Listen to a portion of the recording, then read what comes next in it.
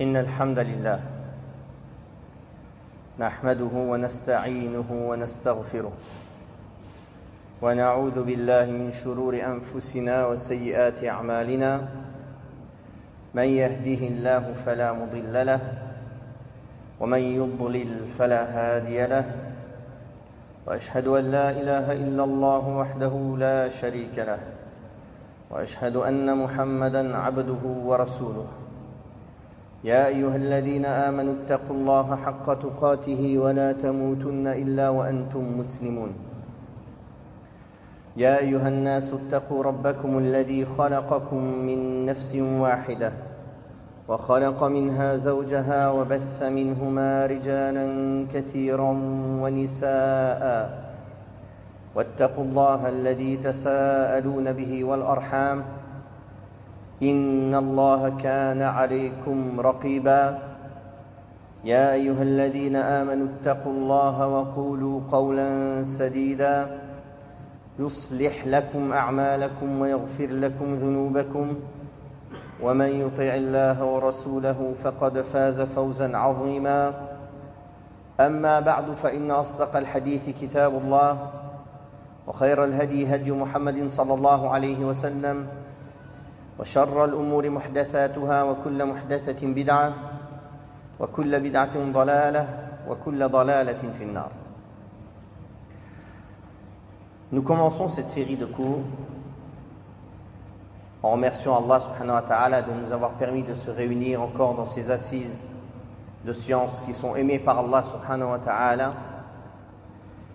Et avant d'entrer dans le vif du sujet, dans la présentation du livre que nous allons étudier ensemble, de l'ouvrage que nous allons étudier ensemble dans cette série, Inch'Allah, nous allons faire une petite introduction qui est nécessaire à ce cours. Premièrement, Allah tabaraka wa ta'ala a créé l'être humain pour un objectif précis. وَمَا خَلَقْتُ الْجِنَّ وَالْإِنسَ إِلَّا لِيَعْبُدُونَ. Je n'ai créé les djinns et les hommes que pour qu'ils me vouent un culte exclusif. Et dans Surat Al-Mulk, Allah tabaraka wa ta'ala dit هو الذي خلق الموت والحياة ليبلوكم أيكم أحسن عملا. C'est lui qui a créé la mort et la vie pour vous éprouver et tester lequel d'entre vous est le meilleur en œuvre. Et il a dit subhanahu wa ta'ala الله الذي خلق سبع سماوات ومن الأرض مثلهن يتنزل الأمر بينهن لتعلموا أن الله على كل شيء قدير وأن الله قد أحاط بكل شيء علما. Allah qui a créé les 7 cieux et autant de terres, entre eux son commandement descend afin que vous sachiez qu'Allah est capable de toutes choses et qu'Allah a englobé toutes choses de son savoir. Donc dans ces 3 versets, Allah tabaraka wa ta'ala nous résume l'objectif de la création. Premièrement, lui vouer un culte exclusif. Deuxièmement, pour nous tester, nous éprouver lequel d'entre nous est le meilleur en œuvre. Ahsanu amala. Il n'a pas dit aktharu amala, le plus d'œuvres. Ahsanu amala. Et ahsanu amala, comme on dit les savants du tafsir, et Al-Fudayl ibn Iyad, rahimahullah, c'est aswabuhu wa akhlasuhu, celui qui est le plus juste et le plus sincère, c'est-à-dire qui réunit 2 conditions: la sincérité pour Allah et le fait d'être sur la voie du prophète sallallahu alayhi wa alihi wa sallam. Puis dans le 3e verset que nous avons récité de Surat Al-Talaq, Allah Ta'ala nous explique qu'il a créé les 7 cieux et les 7 terres. Pourquoi? Pour qu'on connaisse les noms et les attributs d'Allah. لِتَعْلَمُوا أَنَّ اللَّهَ عَلَى كُلِّ شَيْءٍ قَدِيرٌ وَأَنَّ اللَّهَ قَدْ أَحَاطَ بِكُلِّ شَيْءٍ عِلْمًا. Donc, qu'on apprenne à connaître Allah à travers ses noms et ses attributs. Voilà pourquoi Allah Ta'ala a créé l'être humain. Pour que l'être humain apprenne à connaître Allah à travers ses noms et ses attributs. Pour que l'être humain soit éprouvé et qu'il essaye de faire les meilleures des œuvres, les plus sincères, les plus justes. Et pour que l'être humain voue un culte exclusif à son Seigneur subhanahu wa ta'ala qui l'a créé. Car ce monde n'est qu'un passage d'épreuves, comme il est dit dans Surat al-Mulk, qui nous a créés pour nous éprouver. Et c'est la base sur laquelle se repose notre religion. L'objectif de la création, qui est le tawhid. Tout ça peut être réuni en une phrase, le tawhid.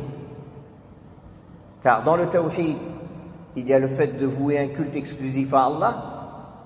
Dans le tawhid, il y a le fait de lui vouer les actes exclusifs et de suivre son prophète sallallahu alayhi wa sallam dans la manière de l'adorer. Et dans le tawhid, il y a le fait de connaître le nom et les attributs d'Allah subhanahu wa ta'ala. L'objectif de la création des cieux, de la terre, des hommes, des djinns est le tawhid.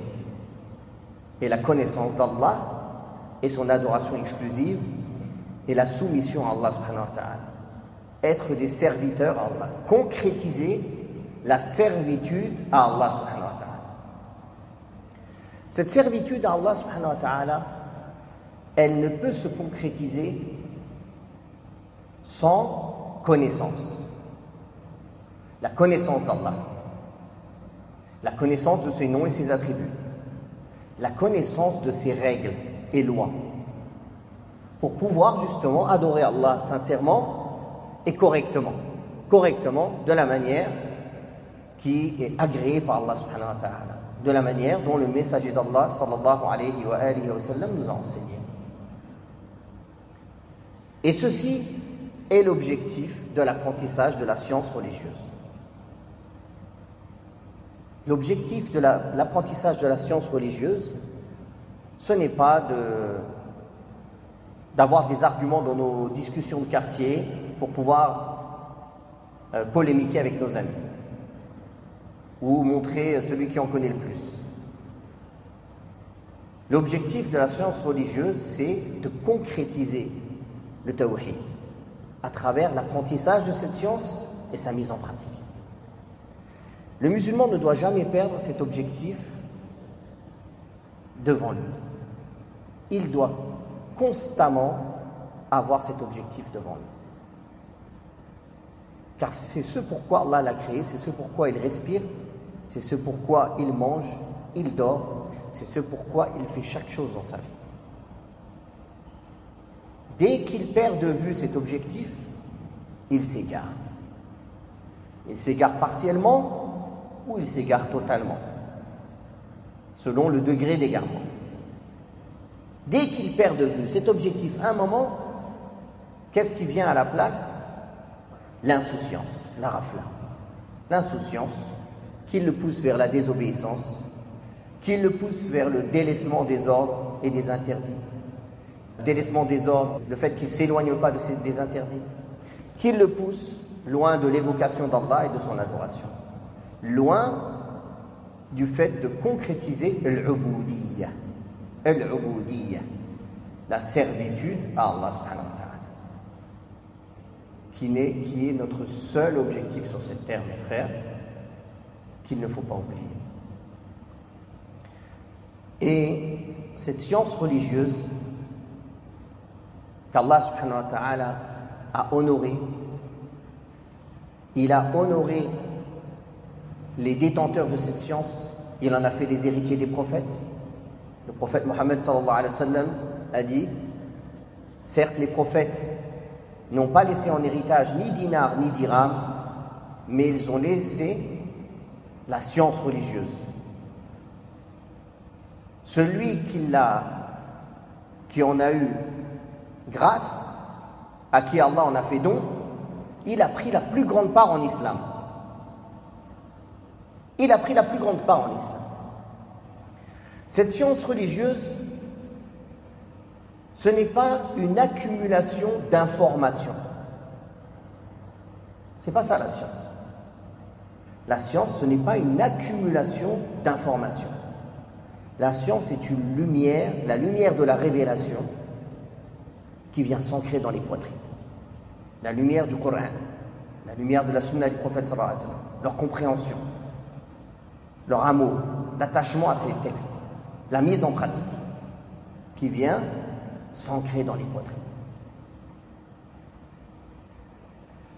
Et la science religieuse est un devoir et une obligation pour chaque musulman et musulmane, peu importe son niveau, peu importe son âge, peu importe son niveau d'études, peu importe les contrées d'où il vient, le minimum à savoir, c'est-à-dire le minimum à savoir pour pratiquer sa religion correctement, est obligatoire pour tout musulman.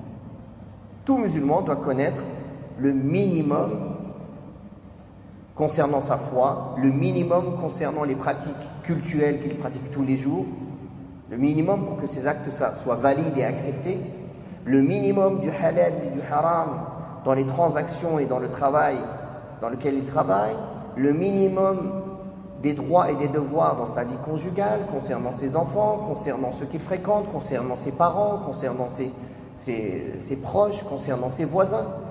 Tout ce minimum qui va lui permettre d'appliquer les ordres d'Allah et de s'éloigner de ses interdits.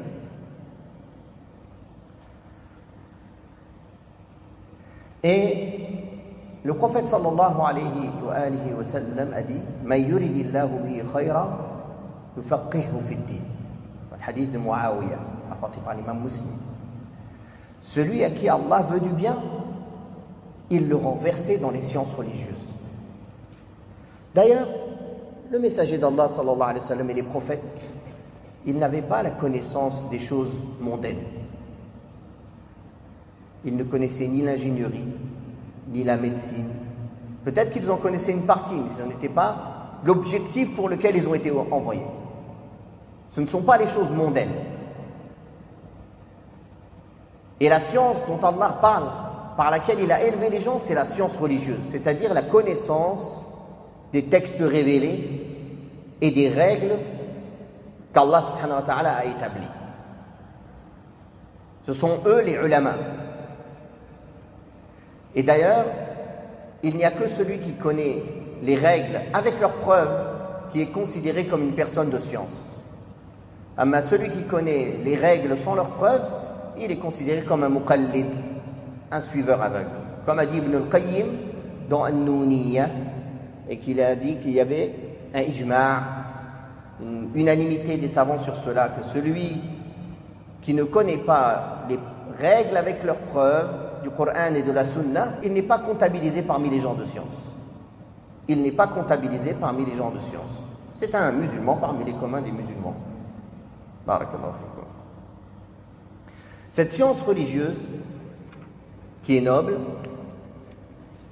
et qu'on a dit que sa place, c'est le cœur, ce n'est pas juste une accumulation d'informations, elle nécessite justement un récipient pur pour l'accueillir. Que ce cœur, il soit pur et nettoyé de deux méfaits terribles. L'impureté des shubuhat, des choses équivoques, tout ce qui est contradictoire à la religion ou des choses équivoques, et l'impureté des shahawat, l'impureté des passions. L'impureté des shubuhat et l'impureté des shahawat. Les shubuhat, les choses équivoques, elles ne se chassent qu'avec une science authentique. C'est comme cela que l'on chasse toutes les shubuhat, toutes les choses équivoques, toutes les choses contradictoires à l'islam, toutes les mauvaises croyances, les mauvaises pensées, les mauvaises considérations, les mauvaises pratiques. Amma l'impureté des shahawat, l'impureté des passions, des désirs, ne se chasse qu'avec la force de la foi, par l'évocation d'Allah, par la lecture du Coran, par l'étude de la science, par les pratiques des obligations, par les efforts dans les œuvres subrogatoires. jusqu'à ce que ce cœur soit purifié. Et un récipient pur est plus à même d'accueillir cette lumière, cette connaissance, cette révélation, qu'un récipient impur. Impur, c'est-à-dire un cœur malade. Malade de choses équivoques, de mauvaises croyances.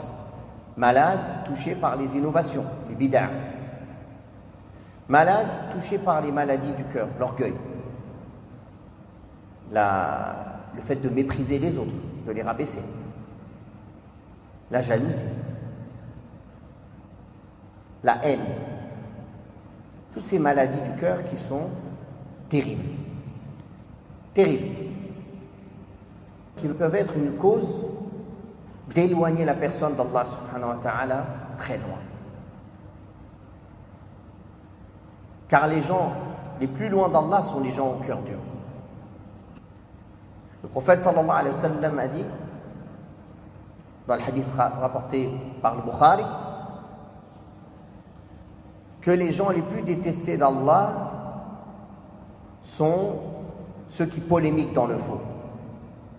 Dans un autre hadith, il a dit, sallallahu alayhi wa sallam, un peuple ne s'est pas égaré après qu'il ait été sur la guidée sans qu'auparavant ils aient été atteints par l'art de la polémique. Sans qu'auparavant ils n'aient été atteints par l'art de la polémique. La polémique est contradictoire à l'islam. En islam, on ne polémique pas. On apprend, on pratique. C'est pas avec la polémique ou le débat qu'on arrive à la vérité. C'est faux. Ça n'existe pas en islam. En islam, on arrive à la vérité en apprenant cette science des gens qui l'ont hérité, des héritiers des prophètes, et ainsi de suite. C'est un héritage. Il s'apprend. C'est ni avec le débat, ni en faisant des comparaisons ou des confrontations d'avis qu'on arrive à la vérité en islam. Ça, ce sont des pensées contradictoires à la manière d'apprendre en islam. Beaucoup de nos frères aujourd'hui s'égarent à cause de cela. Ils croient qu'en comparant tous les avis, il va arriver à la vérité. Alors, ils mélangent le faux et le vrai, ils mettent à même degré, à pied d'égalité, le vrai et le faux, et ils les comparent. Il met à pied d'égalité la sunna et la bid'a, et il les compare. Après, il s'étonne parce qu'il s'égare. Il écoute le vrai et le faux, il écoute tout le monde, il polémique avec tout le monde, il prend de tout le monde, il discute avec tout le monde, et à la fin, il dit « mon cœur est malade ». Si tu veux que ton cœur ne soit pas malade, préserve les voies qui mènent au cœur. Les voies qui mènent au cœur sont la vue, l'ouïe, la langue, la pensée.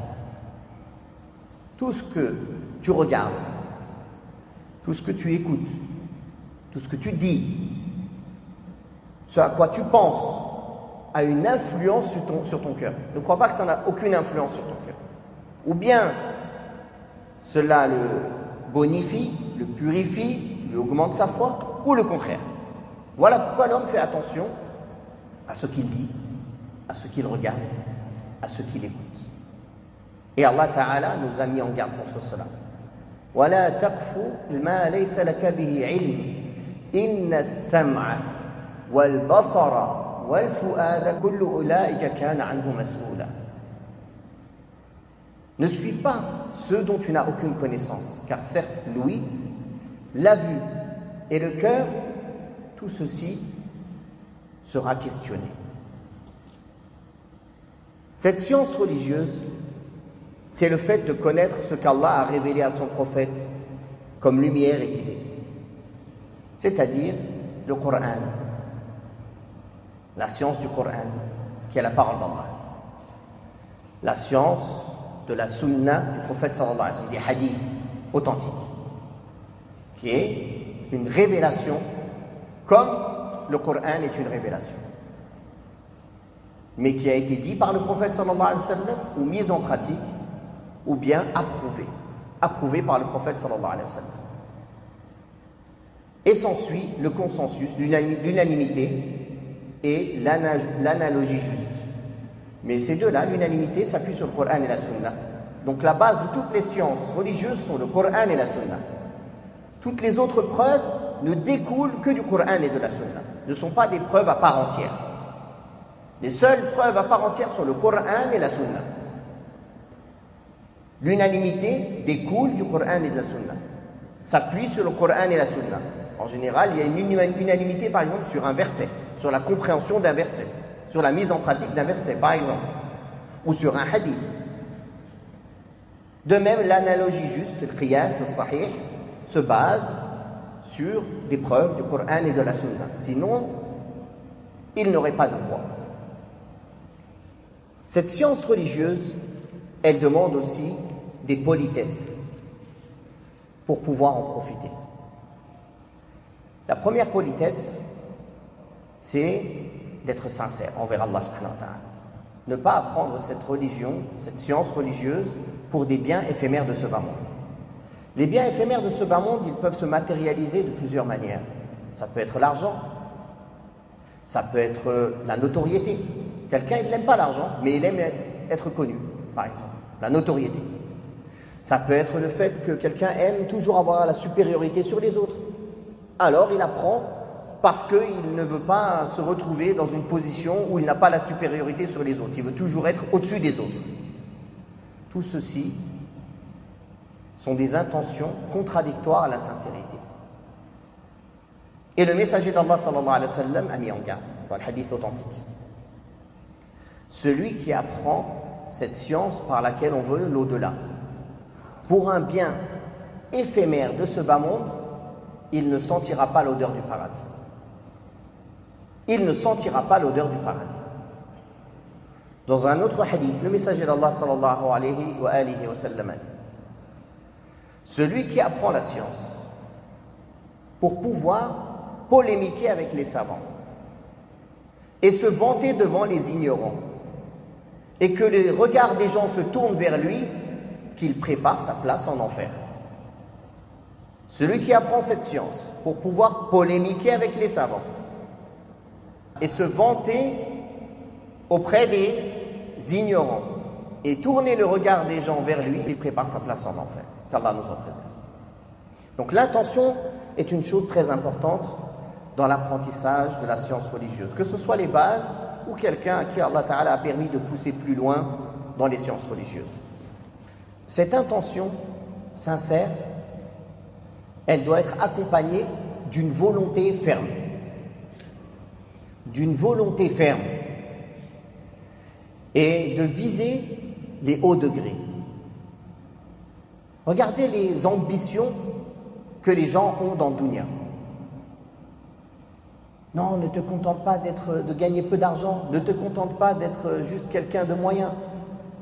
Essaye d'être riche, essaye d'être... N'est-ce pas? Aujourd'hui, c'est le discours malheureusement même de gens qui s'affilient à l'islam. C'est appelé à la course. Qui va avoir le plus de dunya? Peu importe le prix. Même à en vendre sa pudeur, sa religion ou ses principes. Peu importe. L'important, tu as beaucoup d'argent, tu fais beaucoup de voyages et tu as beaucoup de suiveurs, tu as gagné. Alors que l'islam, il n'appelle pas à ça. À avoir de l'ambition, mais dans les choses de l'au-delà. Le prophète sallallahu alayhi wa sallam a dit: Man ja'ala al-humuma hamman wahida, ay hamma al-akhirah, kafahu Allahu hamma ad-dunya wal akhirah. Celui qui fait de ses soucis un seul souci, le souci de l'au-delà, Allah lui suffira pour ses soucis de ce bas monde et de l'au-delà. Le souci de l'au-delà doit être au-dessus de tous les autres soucis. Les ambitions pour les œuvres de l'au-delà doivent être beaucoup plus grandes que les ambitions matérielles. Car le matériel, premièrement, ce n'est pas une garantie de bonheur. Bien au contraire, bien souvent il ramène beaucoup de malheur, beaucoup de fatigue, beaucoup de soucis, beaucoup de problèmes, de disputes. Le dunya, les gens, la plupart du temps, quand ils vont en guerre, c'est à cause du dunya. Hein, même des gens, du sang est versé, des peuples, à cause du dunya. N'est-ce pas? Alors que ceux qui se concurrencent dans l'au-delà, ils n'ont que des sentiments louables entre eux. Bien sûr, il espère être les premiers, mais en même temps, il ne jalouse pas ses frères. Il n'espère pas pour ses frères qu'eux seront les derniers. Il espère aussi qu'eux aussi vont avancer. Bien que lui, il aimerait être parmi les premiers. Ceci est une bonne chose, la bonne concurrence. Ceci est la bonne concurrence dans les œuvres de l'au-delà. Il y a une différence entre vouloir atteindre des hauts degrés sans espérer le mal pour les autres. Alors que la jalousie, c'est espérer que les autres n'aient rien et nous, on est tout. Ça, c'est réprouvé en islam. C'est une maladie du cœur. Donc, ce cœur saint, ce cœur pur, il doit être accompagné d'une intention sincère, d'une volonté forte et de vouloir viser les hauts degrés dans les œuvres de l'au-delà. Aussi, parmi les politesses et les règles de bienséance à respecter en islam pour apprendre la science authentique, c'est de bien savoir chez qui on prend notre religion. Cette religion est notre capitale, l'objectif pour lequel on a été créé, comme nous l'avons rappelé en début du cours, dans le début de notre intervention. C'est la chose la plus chère que l'on possède. Il n'y a pas plus cher que la religion dans la vie d'un être humain. Ni même sa vie, ni même sa femme, ni même ses enfants, ni même quoi que ce soit parmi les choses de ce bas. C'est pour cela d'ailleurs qu'en islam, préserver la religion dans maqasid al-sharia, les objectifs, les finalités de la sharia, ça passe avant préserver la personne et préserver les biens.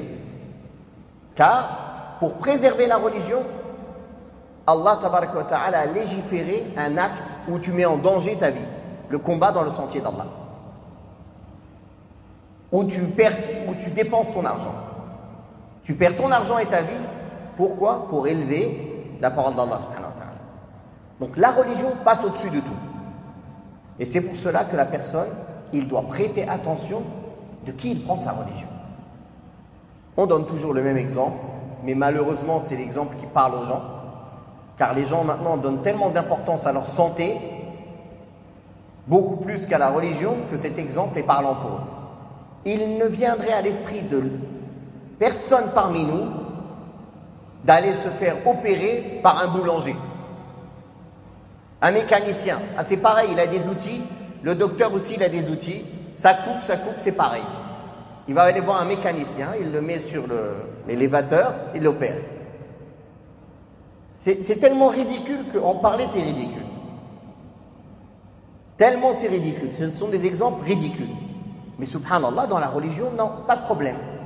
On va voir des ignorants, on va voir des gens qui n'ont aucune qualification religieuse, qui n'ont jamais étudié la science religieuse de leur vie, ni auprès des savants, ni dans des universités reconnues, ni rien. Et qui parlent de religion. Ça c'est halal, ça c'est haram, ça c'est bien, ça c'est pas bien. Voilà comment on augmente sa foi, voilà comment on fait ici en islam.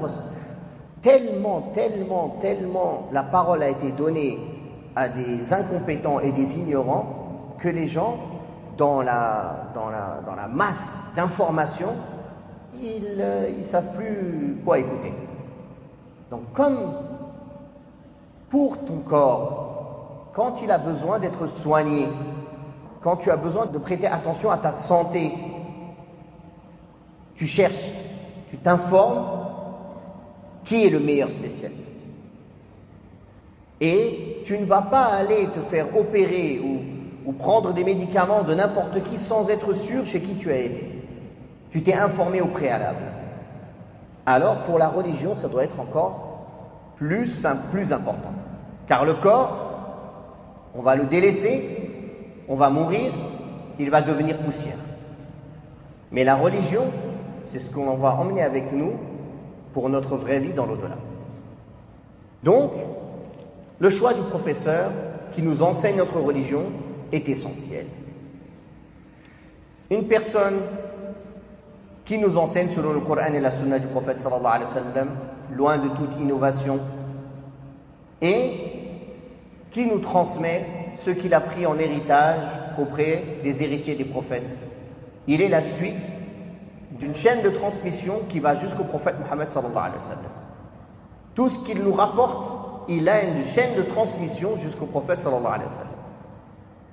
Mon cheikh m'a dit qu'il lui a pris de son cheikh, qui lui a pris de son cheikh, jusqu'à qu'il ait pris de l'imam Intel, par exemple l'imam Malik, qui a pris de Zuhri, qui a pris de Abdullah ibn Omar, qui a pris du prophète sallallahu alayhi wa sallam, par exemple.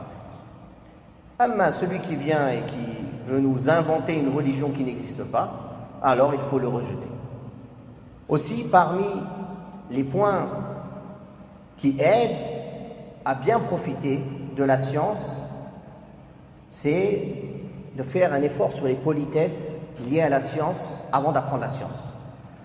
Il a été rapporté de Abdullah ibn al-Mubarak, qui est un grand savant parmi les pieux prédécesseurs, qui disait: nous, les étudiants dans le hadith, nous avons beaucoup plus besoin de politesse que de connaissance du hadith. Il a été rapporté que les pieux prédécesseurs, ils apprenaient la politesse pendant 20 ans ou 30 ans, puis ils apprenaient la science. Une personne qui ne sait pas mettre en pratique les règles de bienséance liées aux assises de science, liées à l'apprentissage de la science, il sera privé de cette science. C'est pour cela, il est rapporté que la mère de l'imam Malik, rahimahullah, l'habillait des plus belles manières et lui mettait un beau turban pour l'envoyer prendre la science chez les savants de Médine, quand il était tout jeune. Quand l'imam Malik enseignait, citait le hadith, il n'aimait pas le faire dans la rue ou en étant debout. Il considérait que c'était un manque de respect envers les hadiths du prophète sallallahu alayhi wa sallam. Il mettait son plus beau vêtement, il s'asseyait sur une chaise, puis il citait le hadith pour montrer la valeur.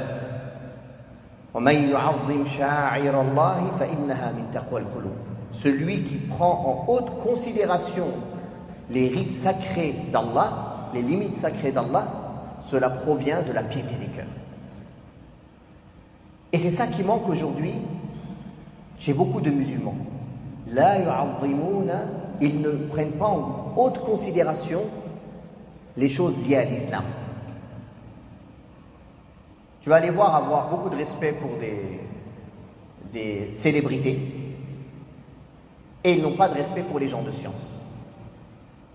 Il va avoir les yeux qui brillent devant une personne, machallah, qui a réussi dans le dunya, un millionnaire. Ils vont lui courir derrière: mais donne-nous des conseils, s'il te plaît.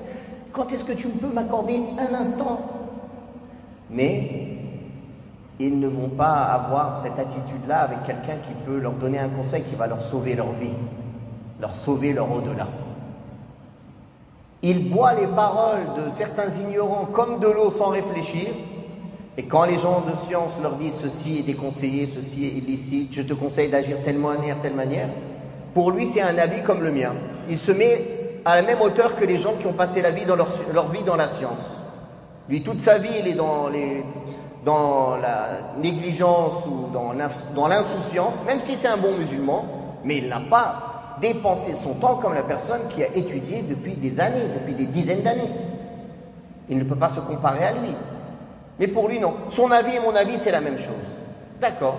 Dans ce cas-là, l'avis d'un grand professeur en médecine et le tien, c'est la même chose. Vas-y, va opérer à sa place. Malheureusement, c'est ça aujourd'hui. Moi aussi, j'ai mon avis en islam. À mon avis, tout le monde, à mon avis. Pourquoi? Tout ceci vient d'une maladie des cœurs. Il ne donne pas de considération aux choses sacrées, à la science religieuse, aux gens de la religion et de science, au Coran, à la sunna du prophète sallallahu alayhi wa sallam, aux gens qui leur enseignent le Coran et la sunna. Car en réalité, quand les gens respectent les gens de science, ce n'est pas pour leur personne, ce n'est pas par admiration pour leur personne en tant que telle. Même si c'était, imaginons que même si c'était une fourmi assise à sa place, peu importe, on la respecte pour ceux qui nous transmettent, pour ceux qu'ils portent comme science, comme lumière, comme guidée. Donc c'est un respect pour le Coran et la Sunna, non pas une manière d'élever une personne pour lui. D'ailleurs, la personne qui s'égare, subhanallah, il est rabaissé, même si auparavant il faisait partie des gens de science. Il y avait des gens qui étaient forts dans la science, qui se sont égarés totalement du chemin de la science et de la piété. Allah les a rabaissés, subhanahu wa ta'ala. Car ceux qui les élevaient étaient la science religieuse. Quand ils s'en sont éloignés dans la pratique ou par une innovation ou autre, Allah les a rabaissés. L'imam al-Shafi'i, rahimahullah, a dit: quand j'étais avec l'imam Malik, je faisais très attention à la manière de tourner mes pages pour ne pas faire trop de bruit. J'avais de la pudeur devant lui.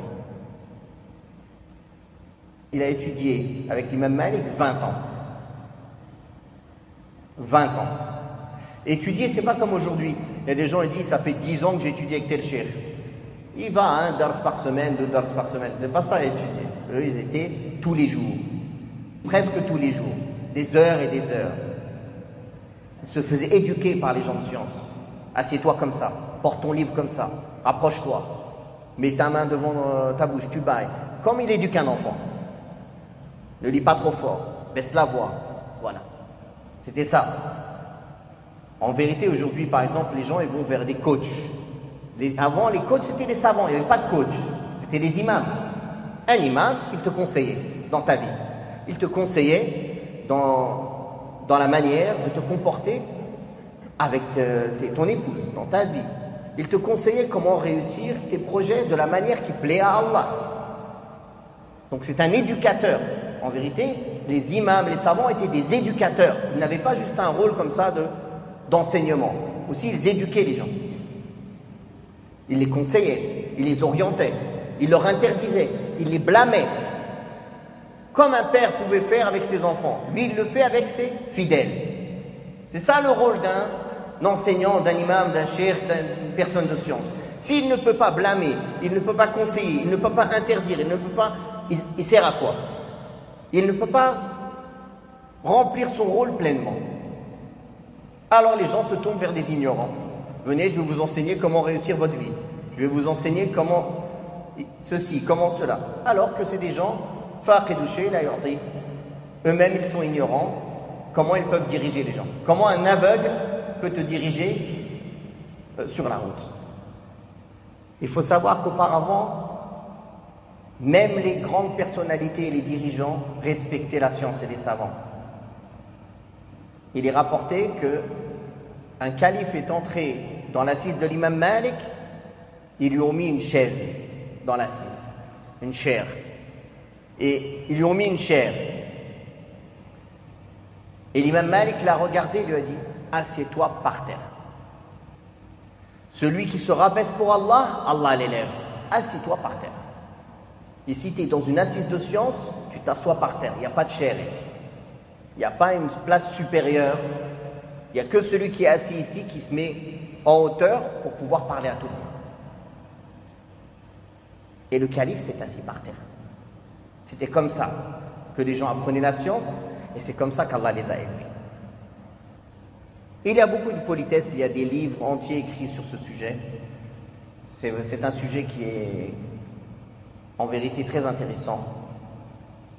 Il y a des ouvrages de certains savants de l'islam spécifiques sur les politesses de l'apprentissage de la science, la politesse avec son cheikh, la politesse avec ses camarades, la politesse avec son livre, la politesse dans ses habillements, la politesse dans l'assise, chaque détail. Tout ceci est expliqué.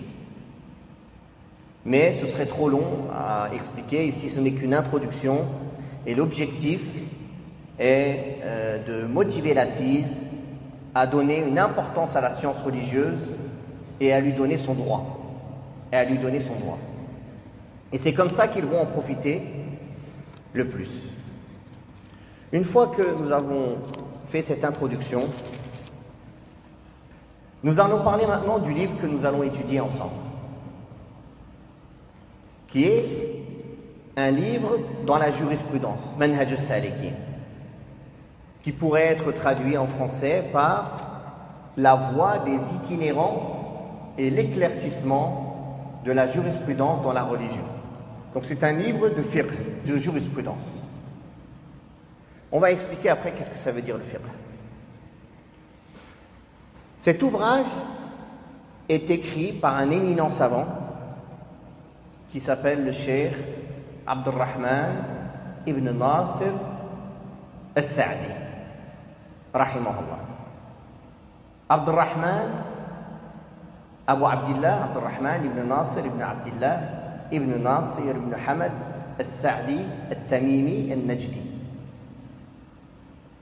Sa famille, al-Sa'di, reviennent au Bani Amr, qui font partie de la grande tribu arabe des Tamim, qui est très connue.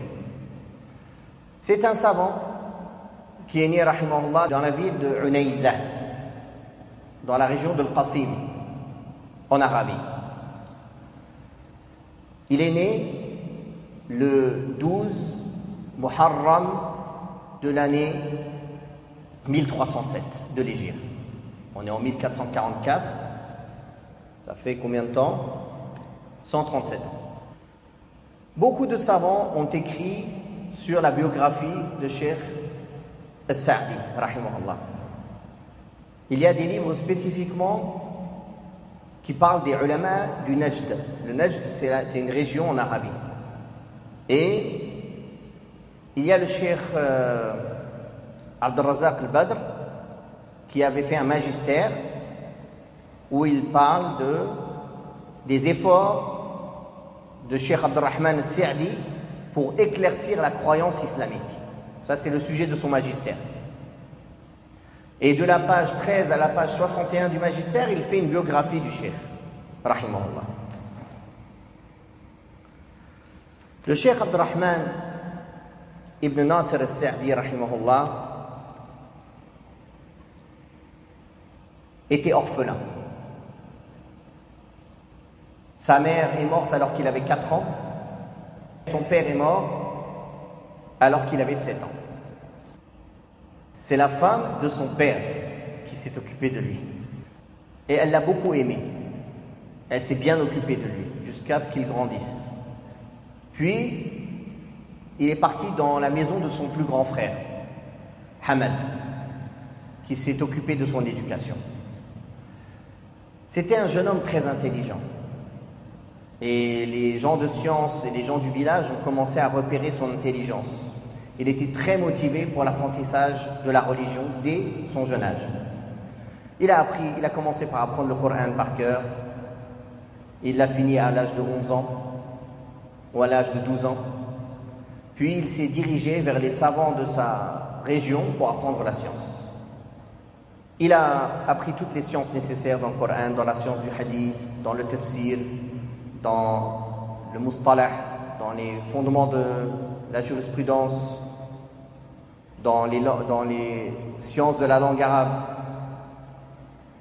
Et il était connu pour passer tout son temps dans l'apprentissage de la science. Il ne perdait pas de temps. Il était aussi connu pour être d'une grande générosité et d'un très haut caractère, d'une piété et d'un ascétisme. Il aimait beaucoup le bien, il aimait être bon envers les pauvres et les faibles. Il aimait aussi les discussions avec les savants et les gens de science pour apprendre d'eux. Et il était très modeste. Il avait très bon comportement, que ce soit avec les plus petits ou avec les plus grands. D'ailleurs, le prophète sallallahu alayhi wa sallam a dit: ne fait pas partie des nôtres celui qui ne connaît pas la valeur de nos grands et celui qui n'est pas miséricordieux avec nos petits. Il était quelqu'un de très simple, qui donnait du temps à chaque personne qui venait vers lui, s'il en avait la capacité, bien sûr, s'il ne lui faisait pas perdre du temps sur son apprentissage ou sa religion. Dès qu'il a atteint la vingtaine, il a commencé à enseigner dans sa ville. Puis, il est devenu le responsable de l'enseignement dans toute la ville. C'est-à-dire tout ce qui était lié à l'enseignement religieux, il en était le responsable, déjà très jeune. Il a étudié avec beaucoup de grands savants de son époque et il a pu aussi rencontrer le grand savant mauritanien Cheikh Mohamed Amin al-Shanqiti, et il a appris aussi avec lui les sciences du tafsir et de la langue arabe. D'ailleurs, pour ceux qui ne savent pas, il fait partie des shuyukh, des professeurs de Cheikh Mohammed ibn Salih al-Uthaymin, rahimahullah, qui est plus connu que lui, alors que les savants disent, comme Cheikh Hamad al-Ansari, rahimahullah, dit, parmi tous les savants du Najd, c'est-à-dire on va dire de cette région d'Arabie où il y a eu beaucoup de savants, il dit pour moi les plus savants qui ils sont différenciés sur les autres, c'est Cheikh Mohammed ibn Ibrahim, l'ancien mufti d'Arabie, le cheikh de Cheikh Ibn Baz, et Cheikh Abdurrahman al-Sa'di, rahimahumullah. Donc ils avaient une grande place dans la science et auprès des savants. Une grande place dans la science et auprès des savants. Et d'ailleurs, ceux qui étudient les livres, les ouvrages de Cheikh Abdurrahman al-Sa'di, il pourra comprendre la grande place qu'il a dans la science. Celui qui lit son tafsir, il a un livre dans le tafsir, qui est très résumé, mais subhanallah, en une phrase, quand on repart, on lit dans les grands tafsirs détaillés, il a résumé en une phrase ce que l'on trouve dans des paragraphes et paragraphes dans plusieurs tafsirs. Et il s'est concentré dans son tafsir à la défense de la bonne croyance. Rahimahullah. Son tafsir est un incontournable. Rahimahullah. Il est mort en l'an 1376 de l'Hégire. Il avait de l'attention et il est mort, rahimahullah. Rahimahullah rahmatan wasi'a. Et parmi les ouvrages qu'il a écrits, il y a ce livre, Manhaj al-Salikin, qui est un livre dans le fiqh et que tous les savants recommandent pour tous les débutants.